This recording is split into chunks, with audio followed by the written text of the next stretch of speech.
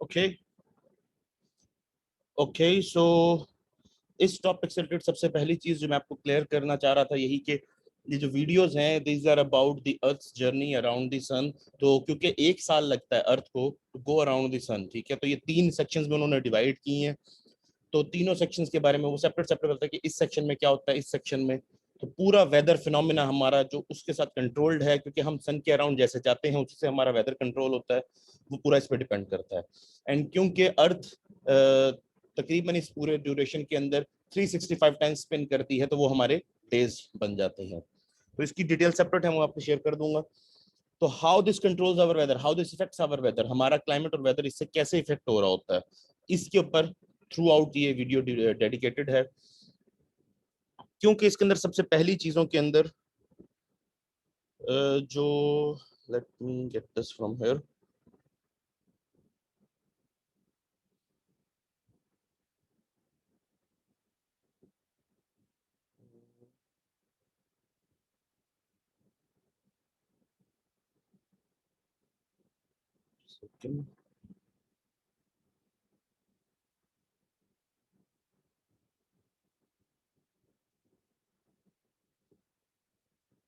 सो ये जो आपकी वीडियो है ये स्टार्ट होती है आइलैंड ऑफ एंडोया से।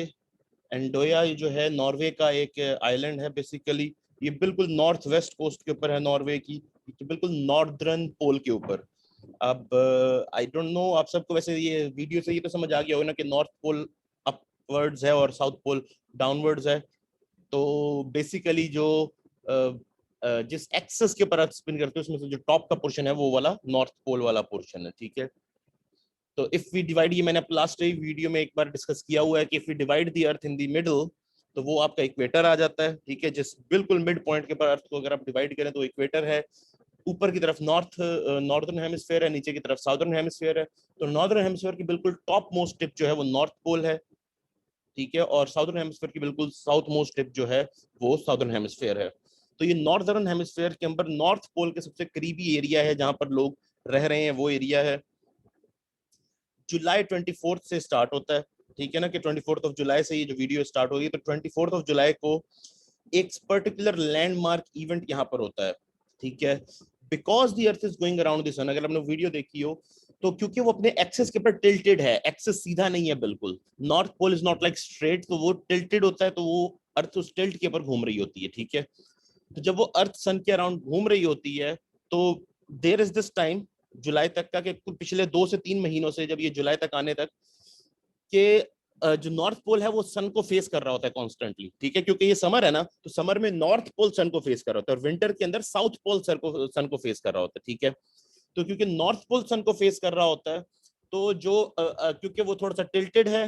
Now again I don't know if I was there I would have explained with my hand gesture even. तो वो जो टिल्ट है उसकी वजह से नॉर्दर्न पोल पूरा का पूरा सनलाइट में कवर्ड रहता है डे एंड नाइट। तो अर्थ तो स्पिन करती रहती है, लेकिन उस स्पिन के साथ नॉर्दर्न पोल का जो एरिया है वो कांस्टेंट डे लाइट में रहता है। वहां सन होराइजन से नीचे डिप करता ही नहीं है, ठीक है। वो सन कॉन्स्टेंटली होराइजन के ऊपर ही रहता है, क्योंकि जैसे ही सन डिप करने वाला होता है वो वापस ऊपर राइज कर जाता है, बिकॉज वो कॉन्स्टेंटली सन जो है वो सॉरी अर्थ का जो नॉर्दर्न साइड है वो फेस कर रही होती है टुवर्ड्स द सन। तो सन बेसिकली डिप नहीं करता बिलो दी होराइजन, तो it's 24 hours of day light. अब ये जो 24 ऑफ जुलाई है, इस दिन पहली बार सन थोड़ी देर के लिए होराइजन से नीचे डिप करता है और बिल्कुल डिप होने के थोड़ी देर बाद ही वापस राइज कर जाता है। क्योंकि ये आहिस्ता आहिस्ता विंटर तक जाते जाते इस तरह होगा कि इसका टाइम बढ़ता जाएगा, और फिर विंटर में इस तरह से आएगा कि जब सन 24 आवर्स गायब रहेगा। तो 2 से 3 महीने विंटर कैसे जाएंगे जिसके अंदर सन बिल्कुल होराइजन के ऊपर नहीं आएगा और ये अंधेरे में ही रहेगा एरिया, ठीक है। ये पोल्स के ऊपर ये एक फिनोमिना है, बिकॉज अर्थ इज टिल्टेड। इसी फिनोमिना को उसने वहां पर आपको दिखाया है।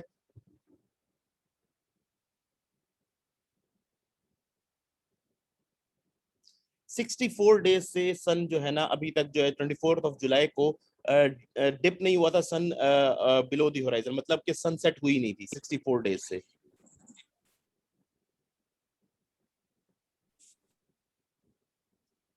This is called the midnight sun.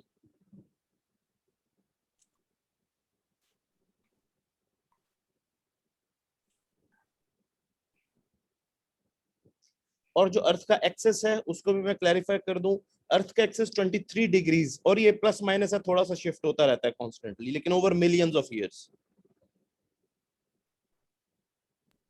Sir 64 days वाला दोबारा रिपीट कीजिएगा, क्या क्या बोला आपने? ओके, अगर तो आप सब ये वीडियो ओपन कर सकें तो आप सबके साथ वो आप सब देख भी सकेंगे इस पोर्शन को, वीडियो के जो बिल्कुल स्टार्टिंग का पोर्शन है जहां पर वो ये स्टार्ट करी है 24 जुलाई से, कि ये आज वो ओंडेया गई हुई है, ठीक है। तो बेसिकली ये है कि ओंडेया जो है वो बेसिकली उस एरिया में आता है, उस आर्कटिक सर्कल के उस एरिया में आ जाता है जहां पर 64 डेज तक सन जो है वो होराइजन से नीचे डिप नहीं करता, मतलब सन सेट नहीं होता।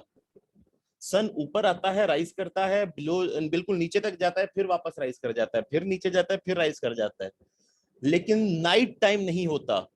24 आवर्स डे टाइम ही होता है, इसे हम कहते हैं मिड नाइट सन, ठीक है। ये 64 डेज तक ऐसा ही रहता है समर के अंदर, नॉर्दर्न हेमिस्फीयर में।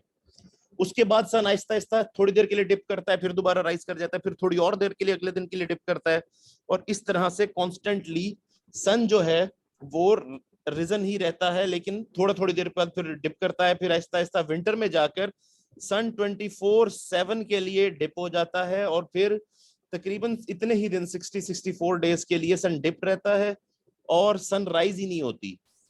उसके बाद दोबारा सनराइज स्टार्ट होती है, ठीक है।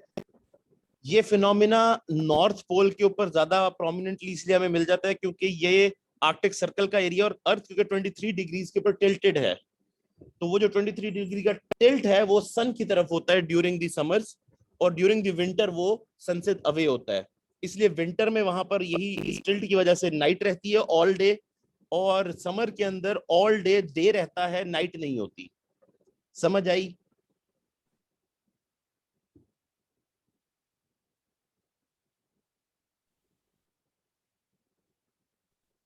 इसीलिए क्या था, वीडियो देखें और उसको अच्छी तरह से देखें, समझने के हिसाब से देखें।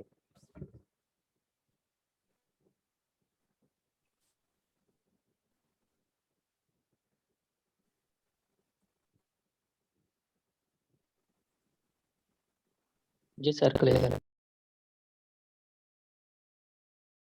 सॉरी, मेरे पास इंटरनेट थोड़ा सा अनस्टेबल है इसलिए ये डिस्कनेक्ट हो गया था। Will continue, okay.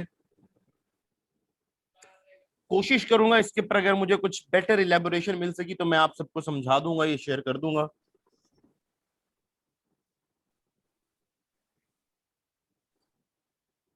Okay.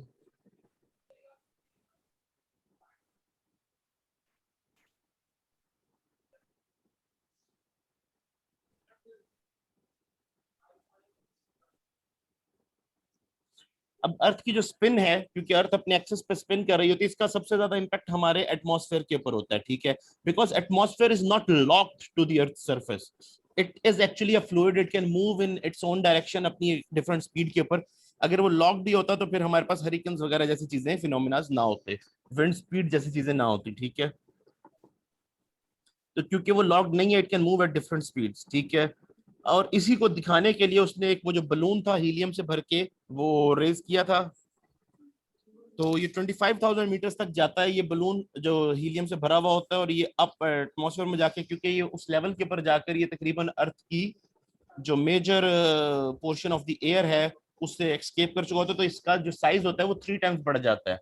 वजह यह है कि नीचे के पोर्शन के ऊपर अर्थ के अंदर एयर डेंस है, तो डेंस एयर होने की वजह से वो just a second, please turn off your mics.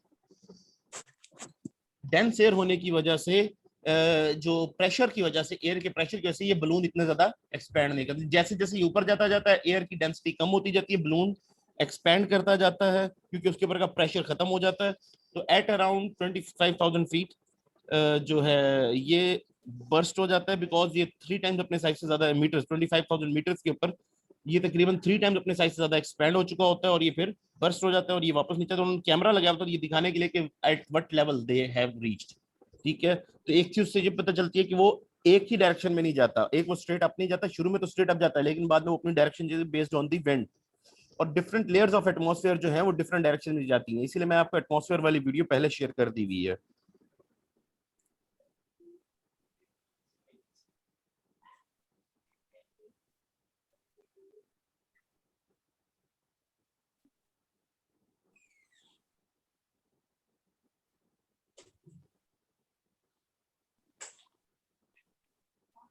क्योंकि इस लेवल के ऊपर जहां ये पहुंच जाता है 95% ऑफ अर्थ का एटमॉस्फेयर जो इससे नीचे है, तो इसीलिए ये इतना एक्सपेंड करके ब्लास्ट हो जाता है। जब ये नीचे आता है वो फिर देखते हैं तो आप देख सकते हैं बड़ा क्लियरली कि आपको स्पेस की ब्लैकनेस और एम्प्टीनेस वहां से नजर आने लग जाएगी। अर्थ का एटमॉस्फेयर नीचे ब्लू एक होराइजन की लाइन की तरह नजर आता है, और उसके बाद स्पेस की ब्लैकनेस जो है, डार्कनेस जो है, डेप्थ है, वो आपको नजर आने लग जाती है।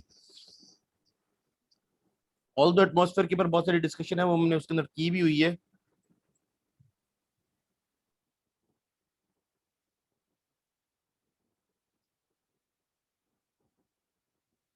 अब एटमॉस्फेयर, यही जो आपको ब्लू हेजी लाइन नजर आती है एक, ये है अर्थ का मेजर 98% 95% एटमॉस्फेयर, जो कि अर्थ के साथ स्पिन करता है, but it is not locked, ये डिफरेंट डायरेक्शंस के अंदर मूव कर सकता है।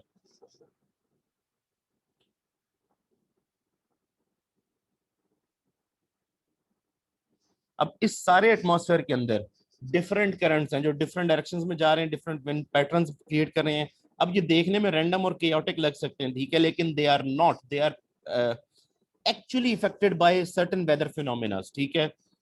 जैसे कि अभी जो हम एक आपको फिनोमिना एक्सप्लेन करने जा रहे हैं, वो सब अर्थ की स्पिन के ऊपर डिपेंड कर रहा है, ठीक है। ये सब कंट्रोल होते हैं अर्थ की स्पिन के साथ, क्योंकि इक्वेटर, अगेन एक चीज जो आपको नोट करने वाली है वो ये है कि इक्वेटर के ऊपर अगर आप जाएं और इक्वेटर के साथ चलना शुरू करें, तो इक्वेटर इज द प्लेस, एक स्फेयर है ना, earth is like a sphere, ठीक है। स्फेयर एक गोल गेंद, बॉल को कहते हैं बेसिकली, स्फेयर के गोल, ऑल अराउंड गोल जो स्फेयर बॉल, या किसी चीज को स्फेयर कहा जा सकता है। अर्थ भी बॉल की तरह की है, तो इसलिए उसको स्फेयर कह रहा हूं मैं।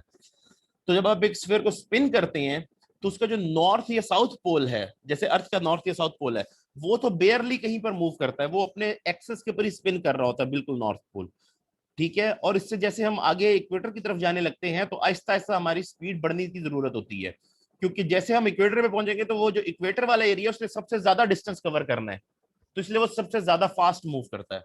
जो नॉर्थ पोल का एरिया उसने बिल्कुल कम डिस्टेंस कवर कर, उसने वहीं पर ही अपने एक्सेस के ऊपर स्पिन करना है सिर्फ, और इसी तरह सेंटर वाले ने उससे कम स्पिन करना है, तो वो उससे कम स्पिन करता है।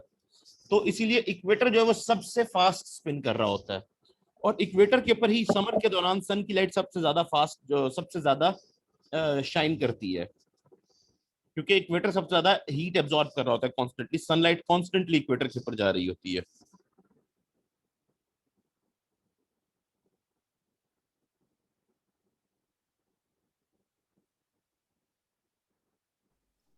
Sir, can you share your screen?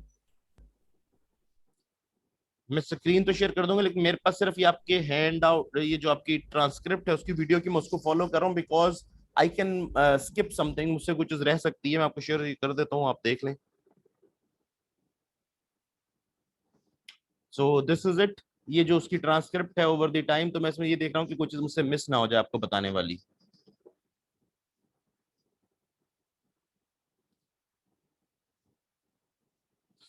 सो तकरीबन जो इक्वेटर होता है, 1 डे में 1000 माइल्स एन आवर से भी ज्यादा की स्पीड के ऊपर स्पिन कर रहा होता है to complete a day's rotation.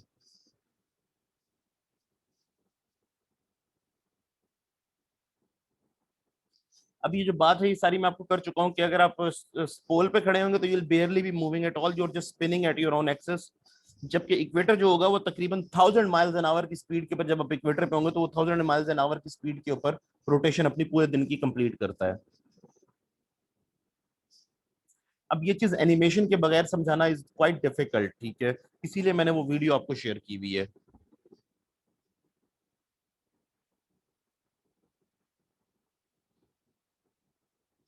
अब इसी वजह से डिफरेंट स्पीड्स क्रिएट होती हैं, एटमॉस्फेरिक फोर्सेस जो होती हैं इसकी वजह से डिफरेंट विंड स्पीड क्रिएट होती है। इसी की वजह से सारा आपका ग्लोबल जो वेदर है वो चल रहा होता है। अब ये particular time of the year ये चीजें क्रिएट होती है, जैसे कि अभी अभी आप सबने सुना हो तो एक हरिकेन आया है जो कि इंडिया की तरफ मूव कर रही है, जो कि सस्पेक्टेड था कि कराची भी आ सकता है, लेकिन ये इंडिया में आया है। ये कैटेगरी 2 टू कैटेगरी 3 का हरिकेन था। अगेन इसका भी बेस इसी फिनोमिना के अंदर है, इसी फिनोमिना से होता है। तो ये जो विंड चल रही होती है इसमें, और इक्वेटर के अंदर जो प्रेशर का और विंड का डिफरेंस आता है, स्पेशली ये होती हीट, इसी वजह से आपके वेदर फिनोमिना जो है मेजर क्रिएट होता है। सबसे इंपॉर्टेंट वाला, सबसे डिस्ट्रक्टिव वेदर फिनोमिना हरिकेन्स वाला भी इसी टाइम पे क्रिएट होता है। और ये यूजली अर्ली सितंबर के अंदर हो रहा होता है, लेकिन अगेन डिफरेंट वर्ल्ड के एरियाज में डिफरेंट होता है। इस टाइम के ऊपर हरिकेन्स का आना इज क्वाइट रेयर, क्योंकि ये बिल्कुल स्टार्ट हो रहा है समर का। इस टाइम पे हरिकेन्स बहुत कम आते हैं, लेकिन इस साल आपने देखा है कि हरिकेन आया और ये इंडियन रीजन के अंदर इस तरफ आया है। तो weather is changing globally due to global warming, क्योंकि सितंबर में summer is towards the end, तो northern hemisphere it is staying in stale. So hurricane season basically ये चल रहा है सितंबर वाला। क्यों? अब हरिकेन कैसे डेवलप होता है, एक बड़ी अच्छी एग्जांपल है कि अर्थ का स्पिन कैसे वेदर को कंट्रोल करती है। नाउ यू सी, जो कि सी का वाटर है इक्वेटर के अराउंड वाला, उसने सारा समर सन की एनर्जी को एब्जॉर्ब किया है। इस वजह से वो पानी अच्छा गर्म हो गया है। ठीक है, अब ये फिनोमिना क्या चलता है कि ये जैसे कि आप आमतौर पर ये देखते हैं, आपको इसका मानसून का तो सबको आइडिया होगा, ओके, ये आपने पढ़ा भी होगा पहले ज्योग्राफी वगैरह के अंदर, कि जो लैंड में ऐसा लैंड क्योंकि ज्यादा हीट एब्जॉर्ब कर लेता है, तो लैंड जल्दी गर्म हो जाता है। लैंड जब गर्म होता है उसके ऊपर की हवा भी गर्म हो जाती है, और गर्म हवा क्या करती है? It rises. ठीक है, ये राइज करती है ऊपर की तरफ। जब ये राइज करती है तो नीचे, क्योंकि अब वैक्यूम तो नहीं रह सकता, तो नीचे के जगह पर लो प्रेशर एरिया क्रिएट हो जाता है। उस लो प्रेशर को कवर करने के लिए समंदर से ठंडी हवा, वाटर लेडन मॉइस्चर की हवा जो है वो रश करती है टुवर्ड्स लैंड। जब वो लैंड की तरफ आती है तो स्पेशली वो आते आते आहिस्ता आहिस्ता, क्योंकि कूल होती है वो, आहिस्ता आहिस्ता जब हीट हो रही होती है, राइज हो रही होती है, तो वो अपना जो मॉइस्चर है उसको कंडेंस करके रेन की फॉर्म के अंदर फॉल करती जाती है। इस वजह से आपका पूरा वो जो मॉनसून का फिनोमेना है वो जनरेट होता है।